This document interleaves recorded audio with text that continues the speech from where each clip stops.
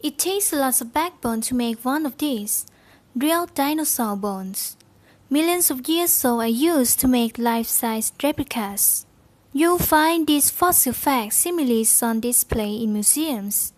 They are very exact, dead ringer for the real thing.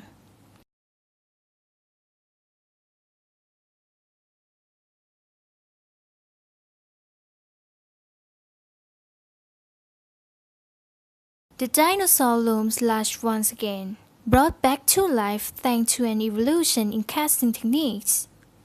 Building these replicas is a job that can involve both high-tech know-how and hands-on skill. They start with the real thing, an ancient fossil. This is a dinosaur upper jawbone. They laser scan it, producing a three-dimensional image. The scanner feeds the image to a computer. Then it's time to go to print.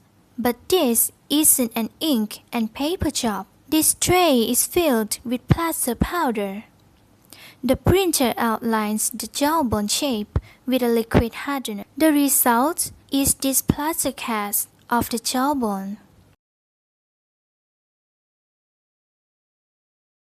There is a more traditional way to make a fossil replica. They arrange plywood around a fossil of this dinosaur foot. Then they lay sheets of clay on the wood and press it to the dinosaur bone.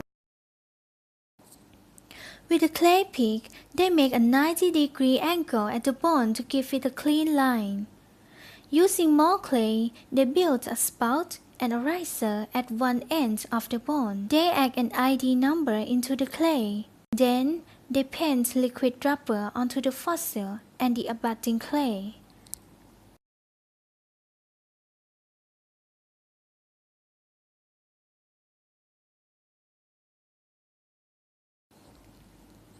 They place fiberglass sheets on the rubber, wetting it down with the polyester mix first. They work the fiberglass into the shape of the fossil, then paint a red gel coat onto it. It's a color code to identify the species, a duck-billed dinosaur called Lambeosaurus.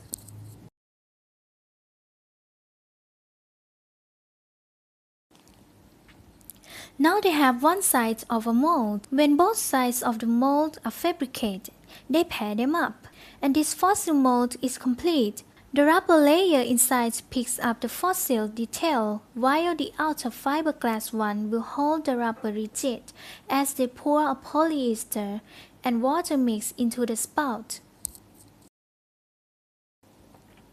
It takes 45 minutes to harden.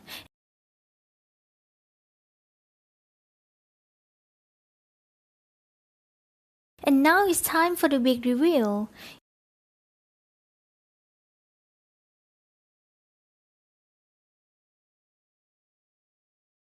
It's an exact replica.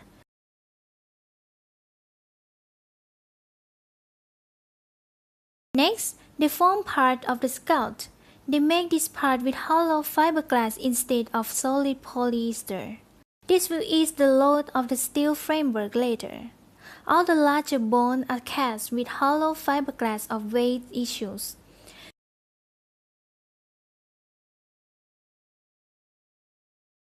This is a mastodon head.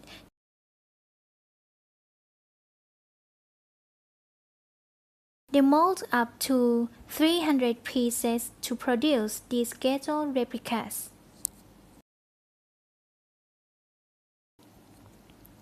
On one side of the skeleton, they literally flesh out some details. They sculpt scales onto a clay-like fill to demonstrate how a dinosaur would look with some skin.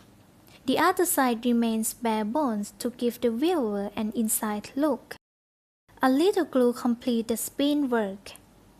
Then, they mount the skull.